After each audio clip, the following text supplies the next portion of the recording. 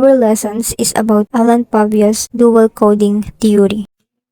Alan Urho Fabio was a professor of psychology at the University of Western Ontario and former bodybuilder, and also a Canadian psychologist. He was proposed a dual coding theory of mental processing.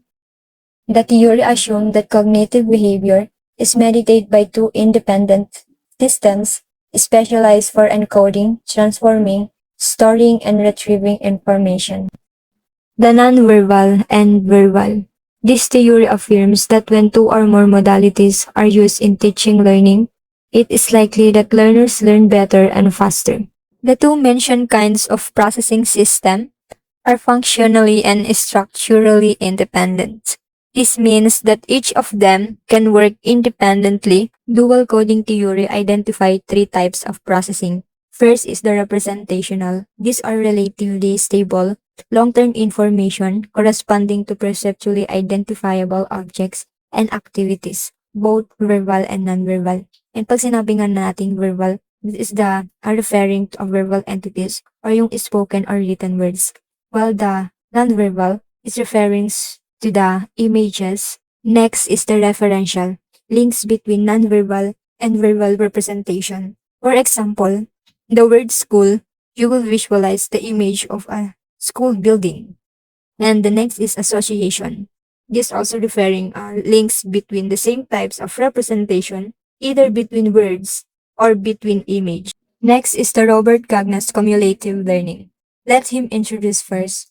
Robert Mills Cagne, born on August 21, 1916, and died on April 28, 2002.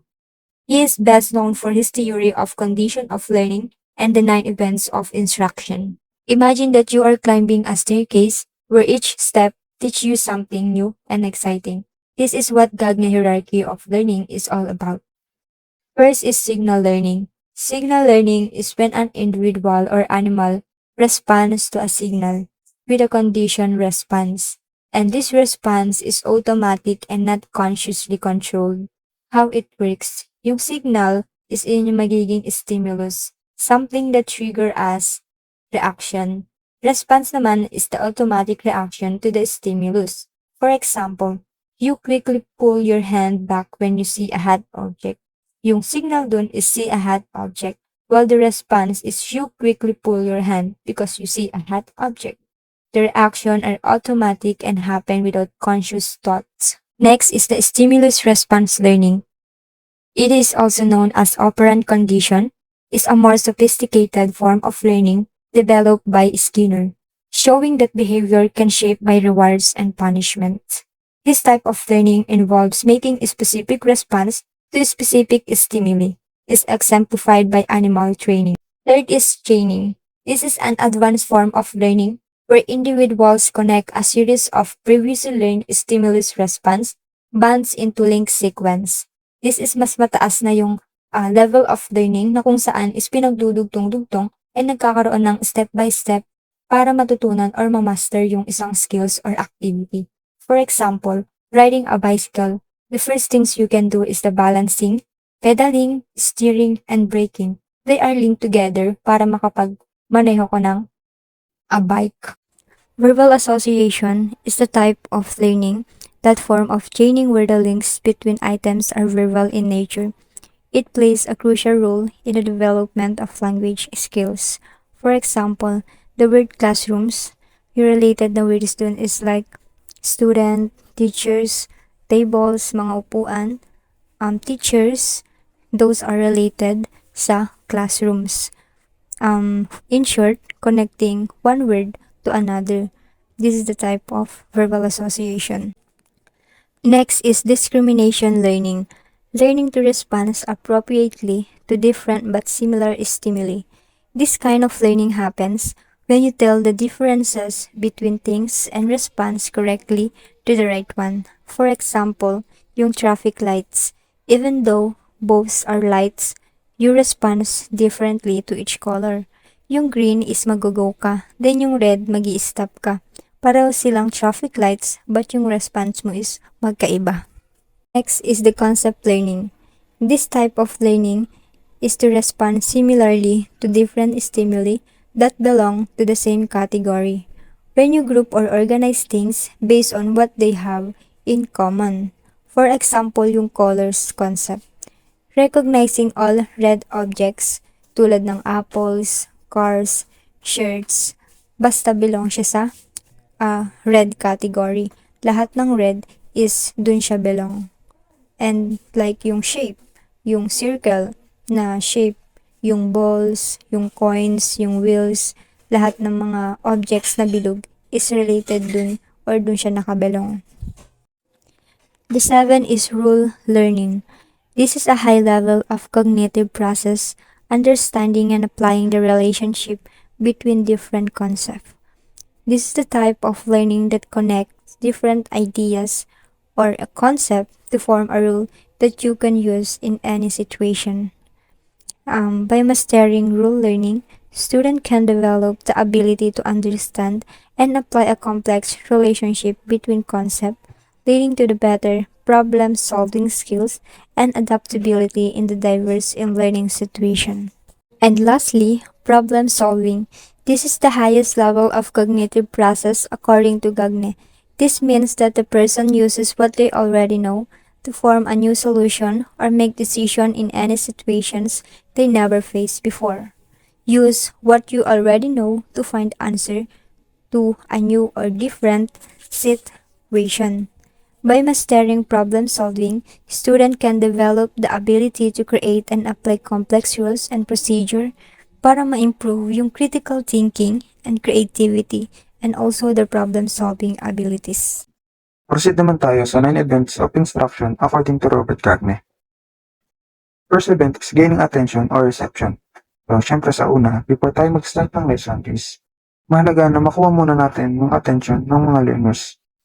Nang sa gayon is ma-absorb nila yung gagawin na pag-aaral. And syempre, kapag wala sa atin yung attention ng mga learners is magiging nonsense yung gagawin na pagtuturo. Kasi hindi sila nakikinig and hindi rin sila matututo. Next is the informing learners the objectives or expectancy. So in this event, dito is ipapaalam mo muna yung topic and objectives ng lesson mo. By doing this is maaari nitong makot yung attention ng mga learners. And aside from that is para alam nila yung dapat nilang malaman at taglayin at the end of the discussion. Next event is the stimulating recall of the prior learning or retrieval. So in this stage is magbabalik-aral lang kayo. So aalamin mo or i-assess mo kung may na-retain ba na knowledge about sa last lesson. Next event is the presenting the stimulus or the selective perception. So in this event, dito papasok yung pagiging creative ng isang teacher. Kung paano niya i-deliver yung new knowledge in a unique and interesting way.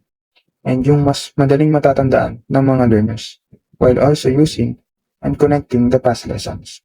Next is providing learning guidance or semantic encoding.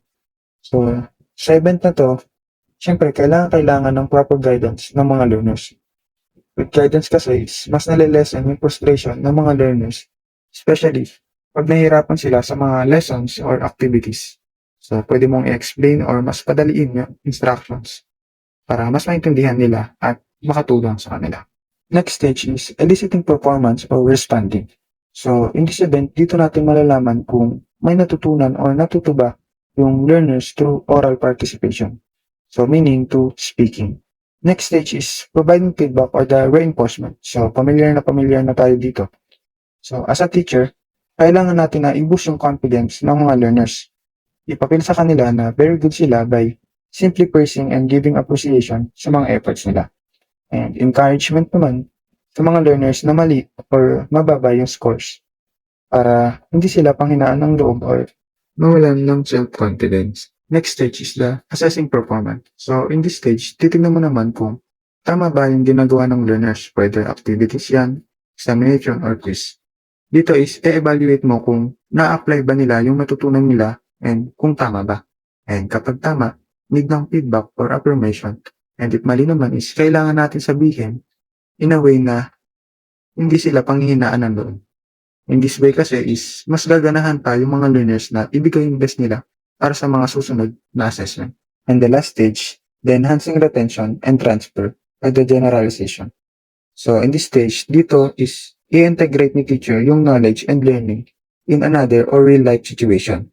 So, para mas ma-retain yung knowledge, or in other words is the contextualized learning, kung saan yung learners mismo yung gagawa and mag-a-apply ng mga natutunan nila in real-life scenario. So, tapos na tayo sa 9 events of instruction. So, proceed naman tayo sa 2 reasons why there's a need in transfer learning, according to Robert Cagne.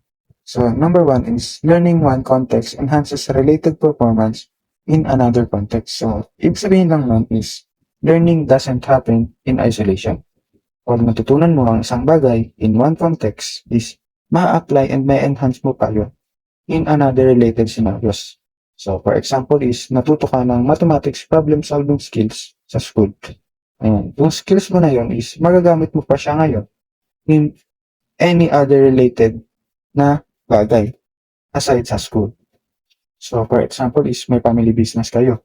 Tapos, ikaw yung nagtitinda. So, magagamit mo yung mathematics skills mo na yun. Second reason is learning is extended in one context to new context. So, in this reason is medyo similar lang siya sa nauna. So, according to this, learning is extended. So, ibig sabihin is yung natutunan mo sa isang situation is hindi lang magsistay sa situation na yun. So, yung natutunan mo na concept or skill sa isang context is pwede mo pang magamit or ma-apply sa panibago at may ibang scenario or new context niya. Different scenario man pero may similarities pa rin at magagamit mo pa rin yung skills or concept na natutunan mo. So, for example is may seminar sa school about verse 18. And then after many years, during work, may work ka na, example, sa isang company, may coworker ka na kailangan ng first aid and nagamit mo yung skills na natutunan mo sa seminar, which is yung pagbibigay ng first aid. Yun yung sinasabi ni Gagne na learning is extended, na iba man yung scenario sa school tapos sa workplace, nagamit mo pa rin yung skills na yun. After ng reasons, proceed naman tayo sa 4 types of transfer according kay Robert Gagne. So first is specific. So basically, nangyayari ito kapag yung learning scenario is very similar sa new scenario. So with that, directly mo lang na may apply yung knowledge mo sa panibagong scenario or context. So for example is natuto ka mag-type ng keyboard sa laptop. Ngayon, kailangan nyo gumamit ng computer sa school. So, pwede mo lang i-apply yung natutunan mo na pagta-type ng laptop sa paggamit sa computer kasi similar lang yun magkaiba lang ng device. Next is general learning. So, dito, kung sa specific is very similar na scenario, dito naman sa general is different and broader scenarios context or magkaiba yung scenario. So, nagagamit mo yung skills na natutunan mo kahit sa ibang pagkakataon kung paano mo siya natutunan. Third is lateral. Kung sa specific kapareho na scenario, sa general is hindi kapareho. Sa lateral naman is medyo kapareho or same level sila ng learning scenario. So, for example is natuto ka sumulat ng essay sa English. So, natutunan mo yung tamang structure and then nung gagawa ka na ng essay sa history, although different language sila is marunong ka pa rin kasi alam mo yung tamang structure and pattern sa paggawa ng essay. So, yun yung sinasabi na same level and medyo magkapareho sila. And lastly is the vertical transfer learning. So, in this type of transfer learning is yung low-level learning na na-acquired mo is nako-convert mo siya into high-level learning. So, ibig sabihin lang nun is na-upgrade mo or mas na-enhance mo yung low-level capabilities mo into more complex na skills.